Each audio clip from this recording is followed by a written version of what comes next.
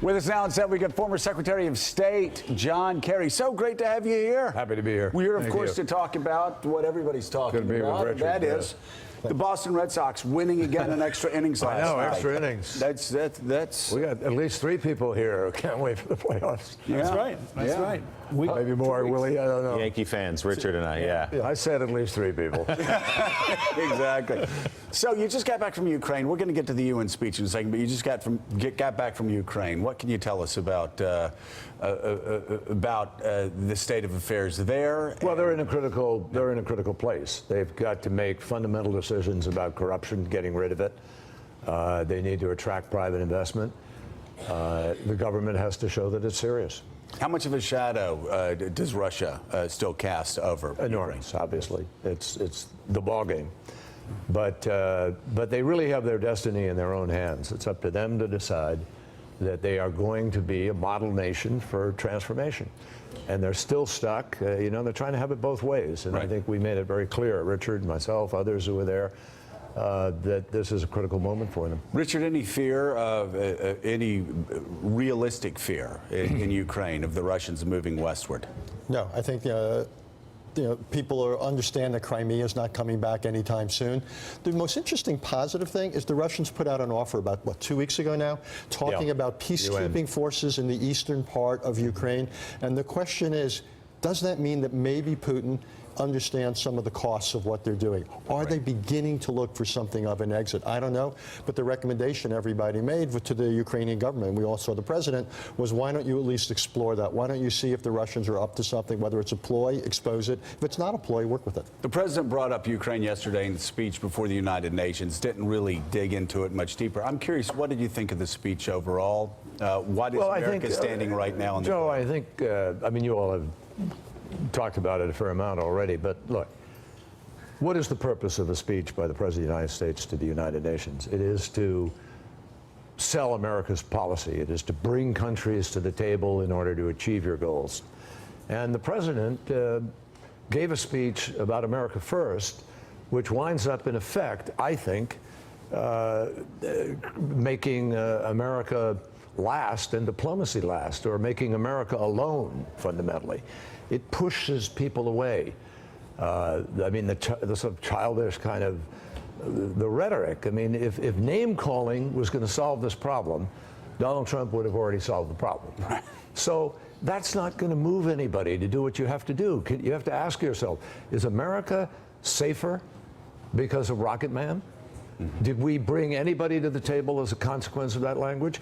You don't give a speech at the United Nations to talk to your base. There are plenty of opportunities to do that. You give a speech at the United Nations to bring people to the table. What do you need more than anything? You need China to do things. China provides 100% of the fuel to North Korea. Every plane, every truck, every car that moves in North Korea, China's doing that.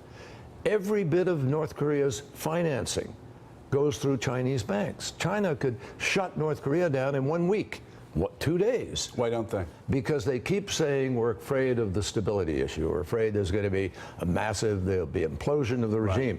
In reality, Joe, I think the reason is that they are fearful that they don't know what comes afterwards for sure.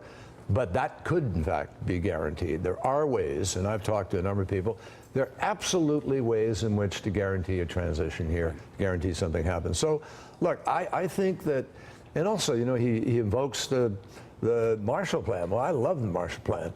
I've recommended that we have a modern-day Marshall Plan that, in fact, uses the private sector to do the things we need to do to combat terrorism and to grow countries and deal with young people who have no jobs. Did he mention? No. He has a 37% cut in the budget. That's his recommendation. Really? So I really think the speech lost an opportunity to be able to do what President should do there, not isolate America in the minds of lots of leaders, but bring people together. He really should have made the case for China. That would have been a legitimate diplomatic gambit, to make the case for why China and how China can do more. I think that would have been valuable. When you were Secretary of State dealing with the North Korean problem, what were the most hopeful avenues for you? Where did you say, maybe we can get a deal done to stop the nuclear program this way? And why didn't it happen if it was Well, there were a lot of, but you know, I keep hearing people say, hey, we tried this for 25 years. we've had diplomacy and it didn't work. No, that's not true. We have less sanctions against North Korea today, which has a nuclear weapon, than we had against Iran, which did not have a nuclear weapon. Now, how do you figure that out? We actually brought more pressure to bear on Iran to come to the table and negotiate. So when people say we've tried everything, no, we haven't tried everything. We need to put greater pressure on sanctions, because that's the way you exhaust diplomacy. And if Donald Trump is ever going to get to the point where he has to, quote, destroy North Korea, which we all understand, this could come to blows. But you don't have to brandish that every moment so that it's always the big stick and no talk, literally, softly or otherwise. You've got to have both. And there's no sense here of a diplomatic initiative or effort by them to actually bring Russia, bring China to the table to do this. Now, you look at what we did over a period of time with Iran. It took us 35 years to actually get Iran right. And we finally got Iran right, as George Mitchell once said, you know, you have 1,000 bad days in negotiations and one good day. It takes patience. And what we need to do with North Korea is actually work with China, Russia, others, to ratchet those sanctions up to a point where they have an impact and exhaust the possibilities of diplomacy so that if it came to blows, everybody in the world would understand why. It's a last resort, not a first resort. But didn't you just say China was not a willing partner right now in doing that because of all the reasons you laid out? China has ratcheted up 4 times. We went to China, we ratcheted up sanctions, then we ratcheted them up a second time. I have supported the Trump administration in their diplomacy to try to ratchet up. We had oil embargo sanction proposal in the last round. The Chinese walked that back. But we did ratchet up. Now, with the last firing, we have a reason to put even more pressure on and go back to China. But look, you've got to go through that process. And by the way, and this is really important, talking about getting rid of the Iran deal and going after Iran, we're all aware that Iran is doing things we don't like, and there are things we want Iran to stop doing. But if you go after the Iran deal in Iran the way he did yesterday, and you talk about throwing it out, you make your diplomatic efforts of solving North Korea far more complicated. What does North Korea think, looking at the way he's talking about shredding a deal that was made? If that's the way America behaves in the world, throwing out something that works because you don't like it, but it works, you're actually inviting a much more difficult path. Mike Barnicle. With another deal that's on the verge of being shredded, the Paris Accord. It hasn't been spoken about much, but apparently the Trump administration is on the path to withdraw from the Paris Accord. What are the dangers inherent in that? Well, we just had a 2-day conference at Yale that ended yesterday. Secretary Jim Baker, former Republican Secretary of Treasury and Secretary of State, came. He spoke about the need to price carbon. We had Hank Paulson, former Republican conservative Secretary of Treasury. We had Jeff Immelt of General Electric. We had a group of former secretaries of energy and special envoys, all of whom talked about how what we're seeing today should convince people that they need to move on climate change. Irma, first hurricane to ever have sustained winds over 185 miles an hour for 24 hours. Harvey, largest record rainfall in the history of hurricanes. Wildfires burning out of control in the western part of our country. The evidence is building all around the world. Every leader in Africa, every leader in Europe, most leaders in Asia, all believe that climate change is happening and mankind is pushing it into faster acceleration. So Paris, almost 200 nations came together, and all of them agreed simultaneously not to accept a burden imposed by any other country. Donald Trump has not told the truth to the American people about this. The burden that we've accepted is one we defined. So he doesn't have to pull out of Paris. All he has to do is change the targets. Right. When he's talking about terms that are more acceptable to the American people, they're terms that we set. The terms ourselves. that America They're set ourselves voluntary. that he could change, and it's voluntary. But System with American sovereignty. Here's the good news, though, Joe. 29 states in America have already passed renewable portfolio laws. 8 states have voluntary laws. So you have 38 states in America, the governors of which are going to convene today at 12:30 here in New York. Many of those governors are going to announce they're going to continue to meet Paris. So while the president may say, I'm pulling out of Paris, the American people, 80% of the American people are in these 38 states. They're going to continue on. Mayors are going to continue on, governors, and we're actually going to meet the Paris standards, and I think we can exceed them if we do what technology allows us to do. Got David Ignatius in Washington, then Richard Haas. David Ignatius.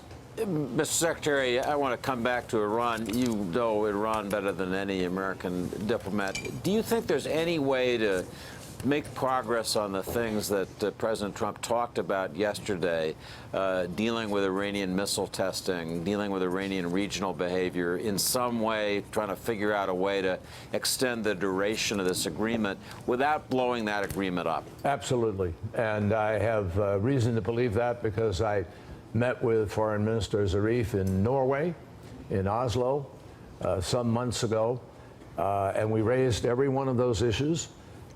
He has stated that with the European community in the region, they are prepared to deal directly with those countries that are involved. So with respect to Saudi Arabia, Iran says we are prepared to immediately engage in conversation with Saudi Arabia. And they are prepared to discuss regional security issues that would have a profound impact on changing the dynamic. So if you don't explore diplomacy, if you don't push the possibilities of conversation, if all you do is rattle the saber, you are shutting off the opportunity to do these kinds. And yesterday, it was made more difficult because of the level of insult. You can raise the issues. There are ways to do it. But the way it was done yesterday will make it harder for them to engage with us. But they are, I know, absolutely prepared to engage with Europe and with the regional countries, and that should be put to the test. Mr. Secretary, your successor has made a focus to downsize the amount of resources available to diplomacy, to shrink the department. He hasn't filled a lot of positions. Yeah. Do you think you can succeed as Secretary of State with the kind of trajectory Secretary Tillerson has taken?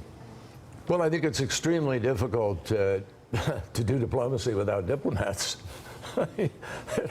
The world needs more of the leadership of the United States that is calculated to reach out and build alliances and do the things we need to do. There are 2 billion people, 2 billion young people in the world, under the age of 15. 1.8 billion between the ages of 15 and 24. Many of them are in places where extremists are recruiting them, bringing them over because they don't have opportunity, they don't have a say in their country, they don't have a possibility of a future. We need to be deeply engaged in making democracy and possibilities of legitimate opportunity and work and taking our values and marketing them. That's the best of American diplomacy. When you cut off the ability of your ambassadors to be, we don't have ambassadors in many of the critical countries in the world. We don't have assistant secretaries of state to meet. Countries have told me we don't know who to talk to. Yeah. So how does the world get safer if you're not doing the hard work of diplomacy? Secretary John Kerry, thank you so much. Really quickly, you're tan, you're rested, you're ready, you're younger than everybody else talking about running for president of the United States. Is it Kerry 2020? I don't have any plans right now, honestly. That's not a denial. That's not it. Right now? Not right now. Well, I mean, I'm not thinking about it, guys. I'm working. And again, younger than most people talking about running right now in the Democratic Party. All right, thank you so much. You're a troublemaker. No. See you. We think we may see you again on the campaign trail. Still, thanks for checking out MSNBC on YouTube, and make sure you subscribe to stay up to date on the day's biggest stories. And you can click on any of the videos around us to watch more from Morning Joe and MSNBC. Thanks so much for watching.